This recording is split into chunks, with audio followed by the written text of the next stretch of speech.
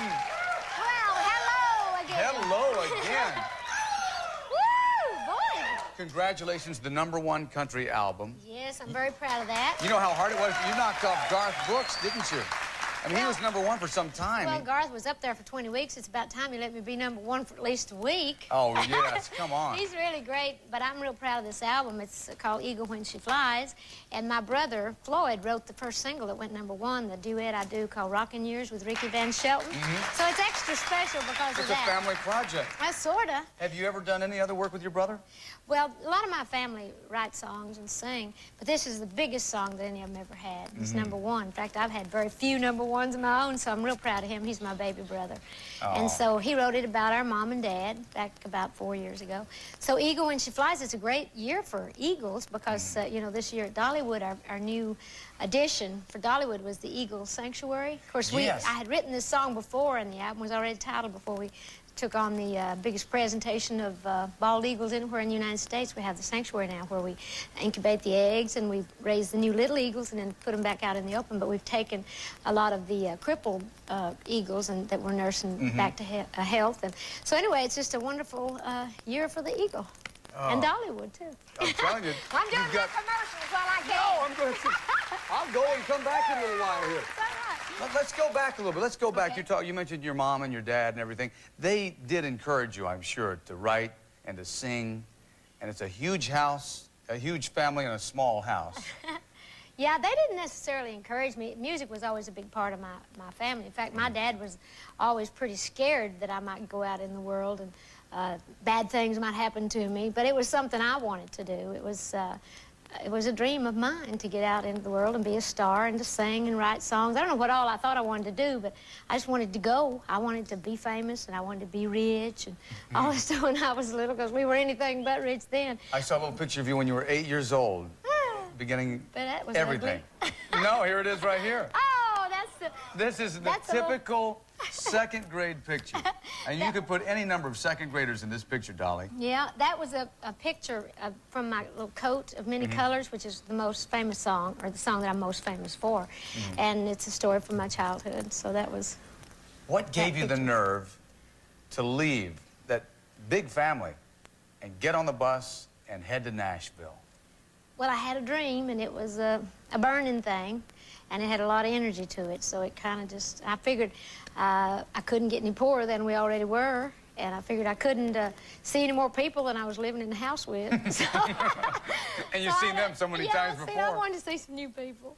But it was just a dream of mine. It was something that just burned inside me, and I feel like that it was like a spiritual leading, that it was what I was supposed to do, and I think maybe, hopefully, I enjoy it all the time. Hopefully, I bring a lot of joy to people, but maybe before I die, I'll have a better understanding of what it really was all about. But in the meantime, I'm enjoying it. I feel like I had a gift. You look like you enjoy it. Oh, you know I what? do. Like when I just introduced you there. You said, well, it's the way it was when we rehearsed it. I don't know why you act so surprised. Because you're real. That was real. And I had to react to the moment that you created right there, you see? Well, but actually, you weren't even here in rehearsal. But that's the way we No, rehearsed. I would... No, wait a minute. Don't listen to this, ABC. I'm here all the time. I'm here constantly. I live in the studio. Why I oughta... No, you know what I was doing? I'll tell you exactly what I was doing. I was here. I got here early today, and I knew you were going to be on the show. I was up in the dressing room watching you on the TV because I was kind of nervous to come down and be with you before you were on the show. I really was. It was like that guy in high school that says, you know, Dolly Parton's going to be at the junior-senior prom. What do I say when I walk up to her, you know? So I was watching on a little TV monitor up in a room. And I've got tapes of it I'm going to take home tonight. And... Thank you. No. Thank you, but that's all bull. He was not here for rehearsal. No. There you go. Thank you. Oh, gosh. You know, see, that's the way rumors start. You were out buying these magazines. That's what you were doing. You know what? What are you doing with all these tabloids? I've got 6 months. This is just 6 months of your life. And I want to come back and go through a little bit of your life. This is the only way I learn about Dolly Parton. And this is the way a lot of people learn about you. We're going to go through 6 months of this part of your life. Can I weed them out before we're commercial? Yeah, absolutely. Please do.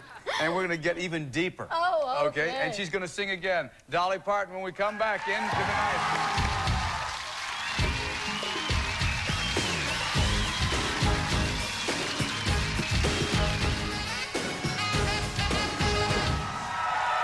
Hey, Dolly, I want you to see this. You know, you said I wasn't at rehearsal. Look at this. I have a note from our producer. So I have a note. I'm sorry. Oh, okay. You know, if you don't have a note, you have to be here. Okay. Look at this. So what did I do? 6 months of Dolly Parton. I mean, this is not just buried down here. This is on the cover. Dolly Alce Delta. Which I don't know anything about that. Okay. That never happened. Dolly stole my virginity at 15. Oh, that may... that may or may not be true. You're making it up. Okay. Let's see. Kenny dumps Dolly. We've read that. Dolly's jealous hubby explodes. Dolly does D's. No, I didn't. I made it up. Okay, I made it up. So it's a fantasy. I love secrets. Yeah, there's a ton of these. Now, it's funny, I've talked to you before. You never really say anything about these. You never go after these people. Is it just funny to you? Oh, it has to be funny. And besides, it keeps me hot when there's a lot of, you know, not a lot of other stuff. Really? I mean, you can't buy that kind of publicity. What's the most ridiculous thing you ever Oh, read? heavens. Well, recently they was talking about the breast surgery and me having the big implants. And one of them said doctors alarmed over baseball-size implants. I thought, well, that's nice. They were only the size of cantaloupes before. Yeah. There was one, my husband found one. It said, Dolly breaks the heart of the only man that ever loved her because she won't stay home. And he bought it in the supermarket, and he cut out different letters, and he fixed it up himself because he don't like for me to be home a lot. He wants to get to his stuff. So when I got home, it was laying on the table. It says, Dolly, to break heart of her, the only man that ever loved her by staying home. So he like that. Oh, he changed it. So we don't take it He's serious. got a sense of humor? Oh, he don't pay that much attention to it, but he thought that would be funny. Oh. You know, to do that one. What does he But think you're of... in there a lot, too. Oh, well, hey, but Once you know... in a while. Not the front page every time like this. It's... Well, your time's coming. Why? Thank you so much. What does your husband think of his wife, the producer?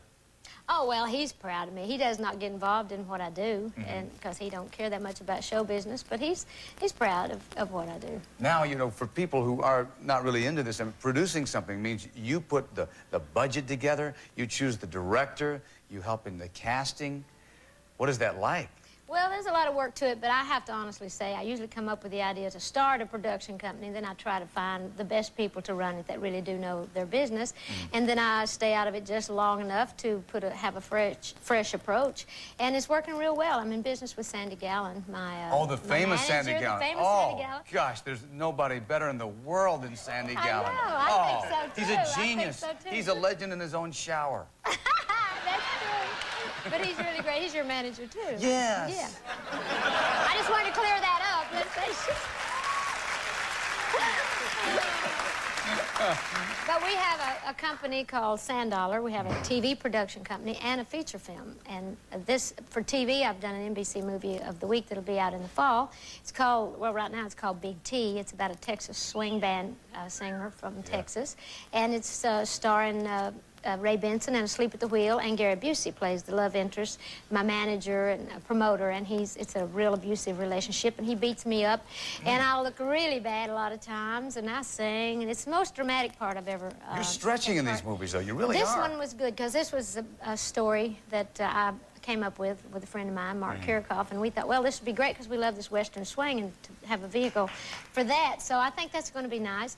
And then in the summer, of course, I'm working on producing some of the stuff behind the scenes. Trying with to put Disney, you're working on. Disney, yeah, but this is their project. Now that and sounds it's interesting. Called Straight Talk. Yes, that's about a radio psychotherapist. Yeah, I'm a radio talk show host, sort of like Dr. Ruth. I kind of fall into it accidentally. And That's the love interest is James Woods, and of course I like him a lot.